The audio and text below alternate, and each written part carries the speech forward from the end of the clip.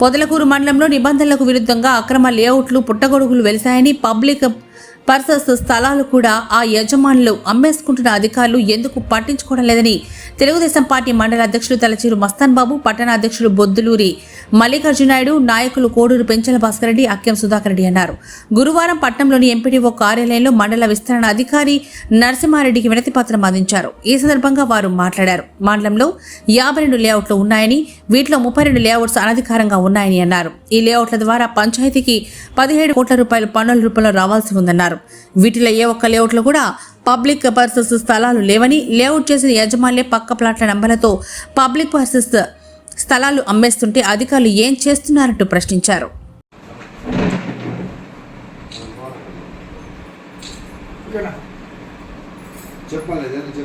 మొదలకూరులో layout పెడుతున్నారు sir, ఇంతమంది ఆ స్థలాలని మీరు పంచాయతీ వాళ్ళు ఎందుకు స్వాధీనం చేసుకోవట్లేదు? ప్లస్ వాటిని అంటే ఒక సంవత్సరం తర్వాత మళ్ళా ఏ పక్క సర్వే నెంబర్ లేదు అమ్మేస్తున్నారు. వాటిని స్వాధీనం చేసుకున్న బాధ్యత మీదే కదా. వాటిని ఎందుకు స్వాధీనం పరచుకోకుండా ఎందుకు వాళ్ళతో కమిట్మెంట్ అయ్యి ఎవరెంత తీసుకుంటున్నారో, లేకుంటే ఏమన్నా దాంట్లో ఏమన్నా రాజకీయ ఒప్పందాలు ఏమైనా ఉంటే అవి మాకు నిగ్గు తేలితే సామాన్య ప్రజలకి న్యాయం జరిగేటట్టు చూడతారు. రేపు ప్రభుత్వం మారిన తర్వాత ఎంకరేజ్ దాంట్లో ఉన్న ఎవరెవరు మతలబై ఉంటారో వాళ్ళందరూ కూడా ఇబ్బంది జరుగుతుంది. వాటి వల్ల సామాన్య ప్రజలు మోసపోతున్నారు. మెయిన్ హ్యాండ్ ఓవర్ చేసుకోలేకుండా అంటే పంచాయతీ ఫెయిల్ అయినట్టుగా లేకుంటే ఉన్నట్టు మీరు అర్థం చేసుకోవాలి.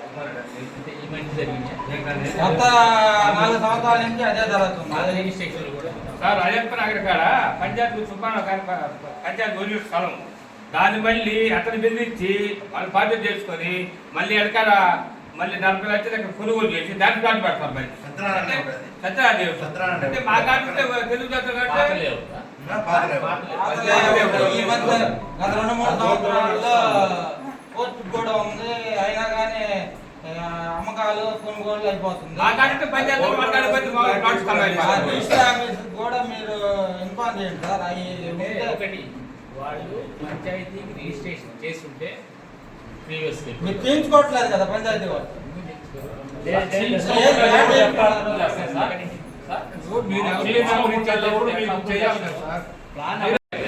రిజిస్ట్రేషన్ కూడా వాళ్ళ ద్వారా పంచాయతీకి జరగాలి. సైడ్స్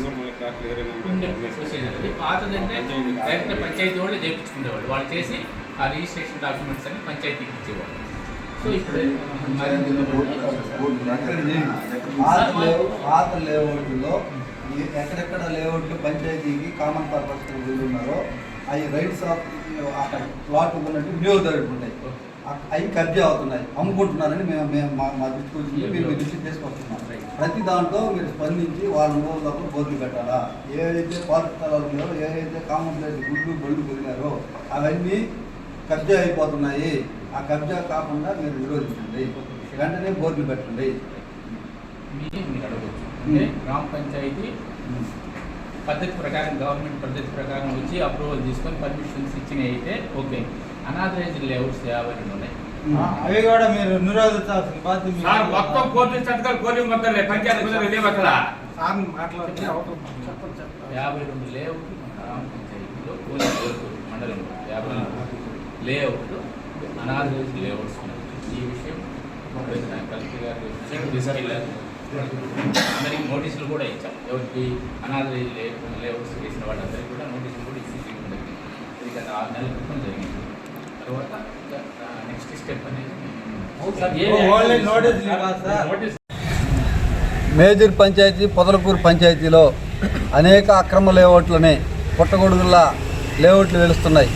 ఈ లేఅవుట్లలో అధికారులు కానీ అధికార పార్టీ నాయకులు కుమ్మక్కై ఎక్కడైనా పబ్లిక్ పర్పస్ కింద వినియోగదారులకి అవసరం నిమిత్తం వదిలినటువంటి కొత్త లేఅవుట్లలో పబ్లిక్ పర్పస్ కింద వదిలినటువంటి స్థలాలని ఈ అధికారులు ఎందుకు రిజిస్టర్ చేయించుకోవట్లేదు అని నేను అడుగుతున్నాను. ఎవరైతే లేఅవుట్కి అప్రూవల్ ఇస్తారో వాళ్ళు తప్పకుండా ఆ లేఅవుట్ యొక్క పబ్లిక్ పర్పస్ స్థలాలని పంచాయతీ రిజిస్టర్ చేయించుకోవాల్సిన అవసరం ఉంది. కానీ పొదలకూరులో వెలుస్తున్నటువంటి అనేక లేఅవుట్లలో అలా ప్రాసెస్ జరగకుండా ఉంది. గత లేఅవుట్లలో పబ్లిక్ పర్పస్ కింద వదిలినటువంటి అనేక స్థలాలని కబ్జాకు గురయ్యాయి. కబ్జాకే కాదు, కోట్లాది రూపాయల చేతులు మారి ఈరోజు అమ్ముకొని వేరే సర్వే నెంబర్లు వేసి రిజిస్టర్ చేయడం జరిగింది. దానివల్ల అక్కడ ఎవరైతే కోట్లాది రూపాయలు లక్షలాది రూపాయలు పెట్టి ఇన్వెస్ట్మెంట్ పెట్టి ప్లాట్లు కొన్నారో వాళ్ళందరూ హక్కుండే ఆ రైట్స్ కోల్పోతున్నారు. పబ్లిక్ పర్పస్లో ఉండే స్థలాలన్నిటికీ మండల పరిషత్ అధికారి, అభివృద్ధి అధికారి, ఎంపీడీఓ గారు వెంటనే స్పందించి ప్రతి మొత్తం లేఅవుట్లలో ఎక్కడైతే పబ్లిక్ పర్పస్ కింద వదులున్నారో అవి కబ్జాకయ్యావో గుర్తించాలని వాటికి వెంటనే బోర్డులు ఏర్పాటు చేసి ఇది పంచాయతీ స్థలాలనే విషయాన్ని బోర్డులు ఏర్పాటు చేయాలని మేము తెలుగుదేశం పార్టీ తరఫున డిమాండ్ చేస్తూ ఉన్నాం. అదేవిధంగా పొదలకూరు చుట్టుపక్కల ప్రాంతాలలో దాదాపు అధికారులే చెప్తున్నారు 30 లేఅవుట్లు పైగా అనుమతులు లేని లేఅవుట్లు ఉన్నాయి, వాటిల్లో మేమేం చేయలేము, పంచాయతీ అనుమతులు ఉన్న స్థలాల్లో పెడతాము అని అంటున్నారు. మేము అడుగుతున్నాం, పంచాయతీ అనుమతులు లేకుండా లేఅవుట్లు ఎలా వేస్తున్నారు? అది అక్రమమా కాదా? గుర్తించినట్టు 32 లేఅవుట్లలో మోసం చేస్తున్న వాళ్ళ మీద కేసులు నమోదు చేయాలి. వినియోగదారులకి డూప్లికేట్ పంచాయతీ అప్రూవల్స్ వీళ్ళు లేవని 32 లేఅవుట్లు అంటున్నారు. ఆ 32 లేఅవుట్లు ఎవరైతే రిజిస్టర్ చేశారో, ఎవరైతే యాజమాన్యాలు ఉన్నాయో వాళ్ళ మీద తగు చర్యలు తీసుకోవాలి. పబ్లిక్ పర్పస్ కింద పంచాయతీకి రావాల్సినటువంటి ఆదాయాన్ని వాళ్ళ దగ్గర ముక్కుబిండి వసూలు చేయాలి. ఎందుకని ఉదాసీనంగా దాదాపు 15-16 కోట్ల రూపాయలు ఈ పంచాయతీకి నిధులు రావాల్సి ఉంటే అవి ఎందుకు రాకుండా ఆగిపోతున్నాయి, మీరు ఎందుకు వసూలు చేయలేకపోతున్నారని అధికారులు నిలదీస్తూ ఉన్నాం. మేము మీకు అధికార పార్టీకి ఈ లేఅవుట్లు వేసే వాళ్ళకి ఏ లాలూచి నడుస్తుంది?